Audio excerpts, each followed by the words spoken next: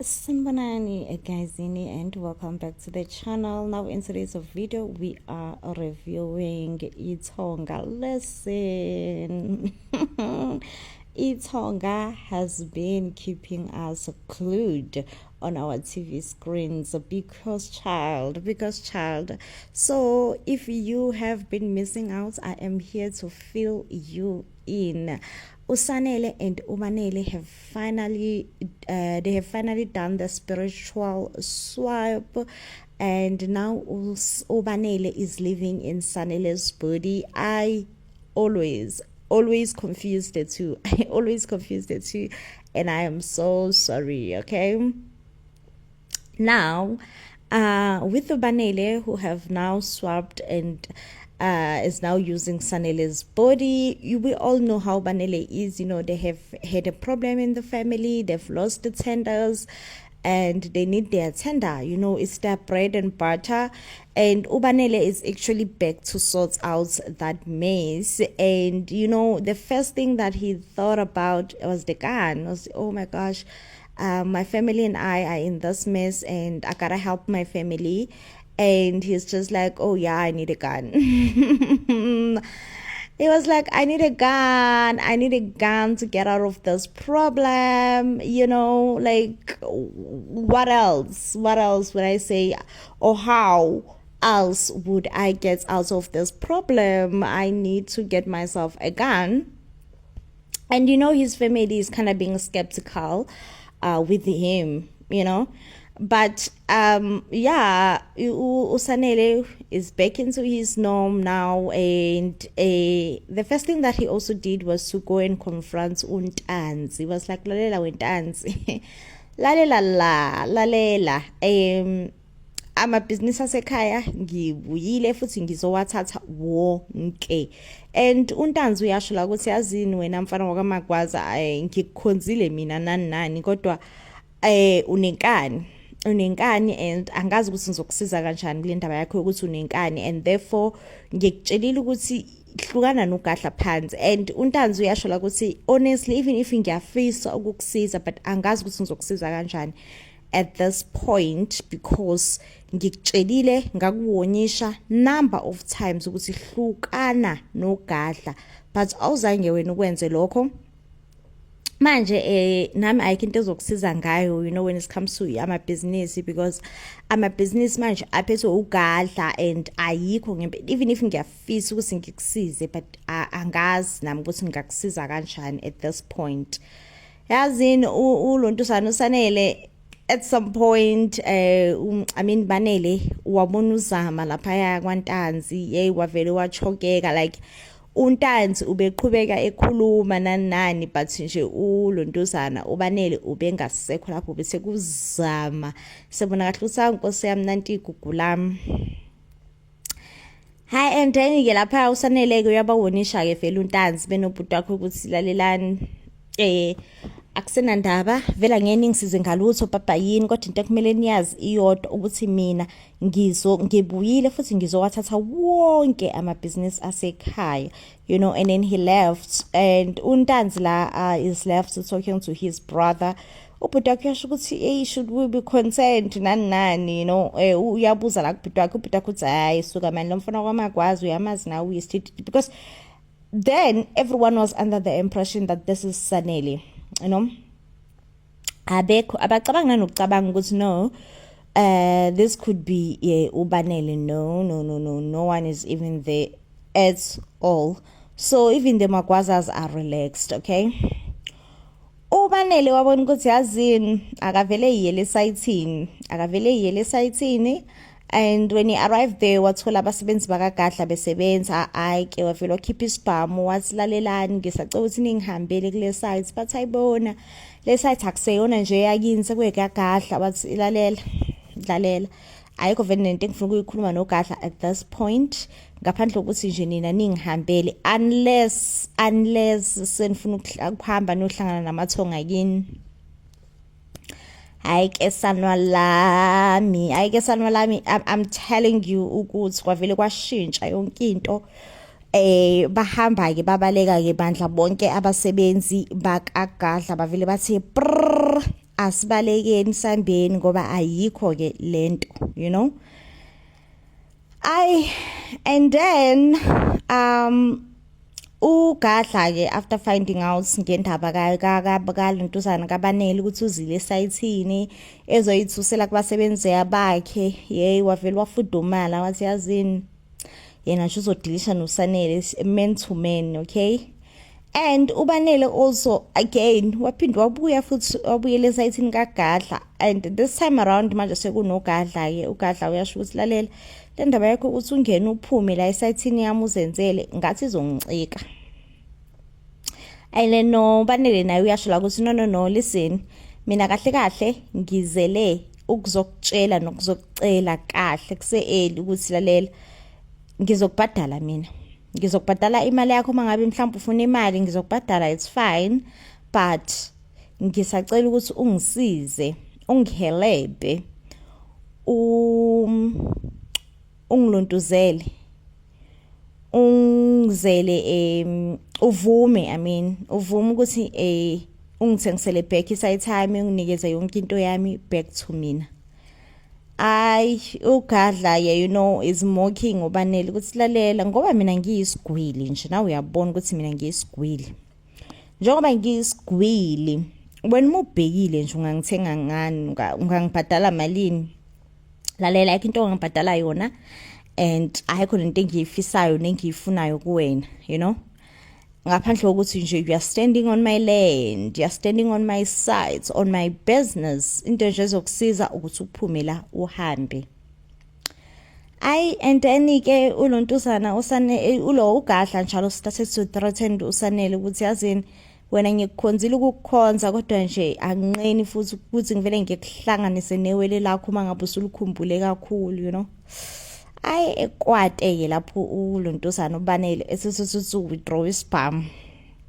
Ukuthi uGadla kazile ke yedwa this time around. uGadla naye uze njengegama lakhe, uGadla uzogadla uphethe oLentuzana. What do you call those people? Security, bouncers, whatever you wanna call them. Like yazini uhlomile kwayena uphethe yonke into kumele ayiphathe. And I'm like, yo, hi Kesana.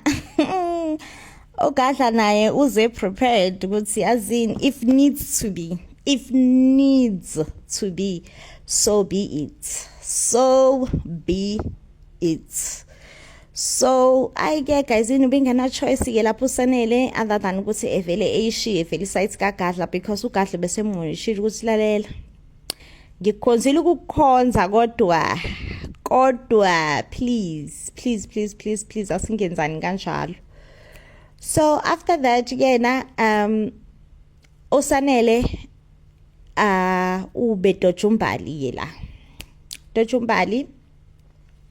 And now it seems like uSanele benoBanele bayakhona ukukhuluma, you know. uSanele can also voice out his consent. Uyasho lana ukuthi nebafo yazini kahle wena uyangilimaza manje because uMbali nami ubalekile kumina kakhulu, and you have to act as if izinto phakathi kwami noMbali is right, you know. And uBanele la uyasho ukuthi honestly speaking what you are asking me is impossible, because ulona uMbali mina all my life ngiyamthatha njengosisi wami, manje mele ingeke like you are honestly asking a lot from me. If you are asking ukuthi mina I have to do more and above for uMbali, look, Jehovah, like ungicela isandla nengalo, you know. uSanele uyasho ukuthi no, it's important, you know. And uyasho lana ukuthi it's important ukuthi to convince people ukuthi kuseyimina uSanele, you know. And Kesana, let me tell you, everyone is starting to worry. Even uMakhumalo sana uyasho ukuthi ingeke, because now wonke umuntu uyazi ukuthi uSanele uye esayithini and wafika wadubula wathreatenisha abasebenzi bakaGadla, you know.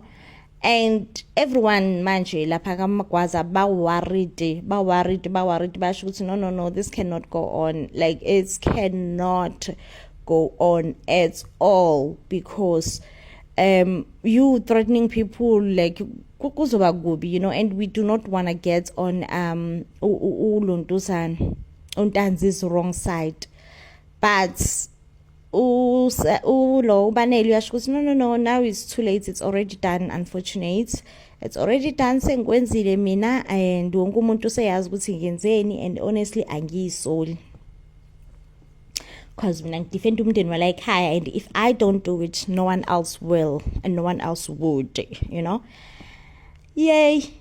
Now everyone is starting to be like, no, akwazi ukuthi kube uSanele lo, because uSanele nkosi yami akuyena umuntu othanda udlame nothanda ukuphehla udweshu, into ekanjalo nje. uSanele imfi yenkosi, so it's just kind of close to impossible ukuthi kube uSanele. Akuyena nje uSanele lo. You know, everyone now is starting to get that ideology ukuthi probably akuyena at all uSanele. But ke I mean akakabanikezi i-reason enough ukuthi bemdoubt, but even though bayamdoubt, but you know, he's still playing it cool. He's still being like, this is me.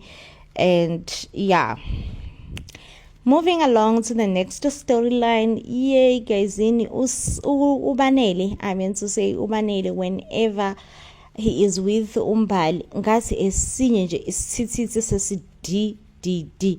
I mean, we guys, ngisho kumqabula lokho kuba nzima, kuba vele ubona ukuthi kodwa futhi I mean ichazile inkinga yakhe ukuthi uMbali all his life ubemthatha njengosisi wakhe. I mean bengamthathi njenge anything more than ukuthi ubusisi wakhe, but manje ke sekumele bebe something. Uyasho ukuthi kwaze kwa awkward for me, like it's awkward ukuthi mina noMbali we now have to be something, you know. Uyachaza nkosami udaba lakhe ukuthi no, it's something very awkward for yena. It's something like extremely awkward for yena. But ke yazi uMbali naye uyakusola ukuthi hayibona, like wase wangisaba kangaka manje uSanele, like angisa-understand like whether uyangisaba noma unamahloni or what, like, but nje khona into ekhona ngoSanele, khona into ekhona, you know. And uyambuza lana ukuthi washintsha kangaka manje, you know, wa off leash njena, waba uSanele nje omunye nje ngingam-understand. uSanele asho ukuthi no, pressure, like ngine pressure ekhaya, like we are going through a lot, siyagowisha ke sana, you know, everything nje that is happening ekhaya right now, nje umuntu uyagowisha, umuntu ukuleso stage somugo, you know. Meanwhile kesana uMambalisto, she's thinking of moving on. We all know at some point Umbali was clinged on uSanele, but uSanele made it clear ukuthi lalela ingoduso yami uMbali, ngithanda uMbali nje, I cannot, you know. And manje it seems like uzama nkosi yami yazi uzama la uthi uqala khona ukumjabulela khona ukuthi I'm so happy for you Zama, you are finally moving on, seeing reasons, you know. I'm sorry for that, but ila impilo yakhe vini ibhede khona, because now uMbali has met uGadla. I mean uGadla nje uyasho ukuthi hayibo angazi ukuthi ngangileleni sonke lesikhathi, ngangithithizaphi, kwakwenzakalani, like I do not know, but what I know ukuthi I now notice your beauty. Uyaza ke lapha uGadla uthi kahle abafana basemnyameni bayathithiza, shame angazi ukuthi ithithithe injani ezingaboni ukuthi kahle omuhle wena Mbali, like mina ngabe kugcwele, mina ngabe nje lapha egedini lakini abafana nje bayashintshana, wonke umuntu ufuna wena, yabo. uMbali uthi hayi kanti ke lalela angazi ukuthi wena kahle usumfana wesingaki, kodwa nje nawe like usuwumfana ngazi wesingaki, okay weza la ekhaya uzongithithizela ungikhuluma into engayizwa, you know. Hayi ke kanti ke uGadla useyasho la ukuthi no mina ngiyanaye nkosami umfana, please ungangiconfuse, ungifalese nabafana, mina ngiyindoda, you know. And umbali, I mean uZama uthi okay, it's fine ke uyindoda eneyintombi eziwu-20, you know. Angiboni ukuthi ngingangena ngibe wesi-21, you know. Hayi ke ulontuzana ke uGadla uyasho la ukuthi no, kodwa phela ngishadile, and since ngingashadile nje nakusho ukuthi wena usangangena ube umamkhulu, bese ke bonke laba abanye bakhothamela wena. Hey guysini, kade wethu barobha nje. Hayi ke lapho ke kithi wavele meltani uZama, wamelta wavele wabona ukuthi no, shuthi ubaluleke into engenawo ngisho usize lapha kuGadla. And uGadla ke has often made sure ukuthi uyavakasha lapha kaNtanzi, evakashele uZama. Ay. Anyway ke uphila being phila, ujealous into engena size. As soon as he finds out ukuthi hayibona ngathi kunento ekhona lapha phansi kaZama noGadla, ngithi into akavele wayibela yona nesikhwele, wavele wajealous into engena size. Yey uGadla ufunani lana, yey uGadla this, yey you know. And uyatshela uma wakhe lapho ukuthi yazini, and uma wakhe yasho ukuthi yazini phile, iyeke lento yakho, iyeke, because every time makunomuntu la othi uthanda uZama noma uthini wena uvela ube nesikhwele, ubone kahle ukuthi akabulawe nani iyeke lento yakho, ayikho right, iyeke. And ke uphila bingiphila, ay shame, ngiyazi ukuthi angeze iyeke. Anyway uGadla nkosiyami wazwabeza ukuba qotho, because uDladla vele wayibona ukuthi no akayele na kuNtanzi, no akazange ebe njengobanele, because ubanele bemsaba uNtanzi. But uGadla ovele wathi nje ngibe qotho, ngimqonde mina ngokwami ngqo uGadla, ngimface like man on man. Man on man, wavela nje angibenze ukuba qotho, kubalekile ukuthi ngenze ukuba qotho. Ngithi wamlanda fresh, wamlanda soft, wamlanda waswathi uzolontuza okay, first of all beshilo ukuthi imcasule kakhulu lendaba kaBanele, and nje yena usefuna ukudila noBanele, and uyasho ukuthi yena mayidilishela noBanele uyacela Nkosi yami please ukuthi uDladla ukushenxele eceleni. And yena useyalibika yela udaba lakhe benoZama ukuthi lalela uZama osengumuntu wakhe, and ngobe sewumuntu uNtanzi wavela ahlanya wathi nje uGadla lalela mangahlangana imndeni yabo bobabili bazoba strong into engena size, bazogcina sebebusa yonke iKZN. Yey wadineka ulontuzana, wadineka, wathi yazini into engeke iziyenzeke leyo, into engeke ize yenzeke, not kuphila mina ke sana, not kuphila mina, no, I refuse, ngeke kuze kwenzeke. But athi ke ngathi usulate, ngathi nenyawo sezikusindile because ngathi kuzoyenza la, you know. Ay guys, ngithumpa ngesitha ke, but again now it seems like ubaba kaZama noBanele sebenesithe sodwa, and I feel like engane uNtanzi ube compelled ukuthi angeke zemsiza uBanele nani uzoyibonela. But manje ngoba sebenesithe sodwa sekuyacaca ukuthi ke manje ke uMpangenzitha uzoyenza sure ukuthi usiza uBanele in getting rid of uGadla, because nje anything eseduze kaZama lapha kuMpangenzitha i-threats.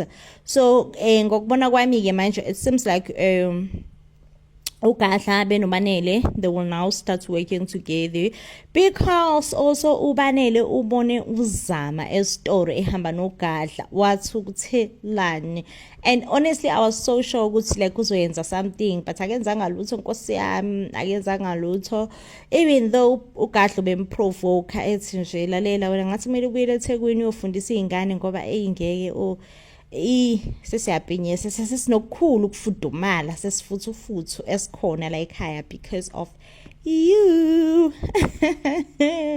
Hey guys, kuninzi. Anyway, this definitely does bring us to the end of the review. Now, if you have been enjoying this telenovela, please comment down below and tell us yay. Ucabanga ukuthi iyozala Nkomoni. When the time comes also between Usanele noBanele to swap back the spirits or the souls, will they do it? Anyway, this definitely does bring us to the end of the review. If you do love and enjoy our reviews, we'll give this video a huge thumbs up, and I will see you on the next one when, of course, I am bringing you more reviews. Till then, please do stay blessed, and I love you.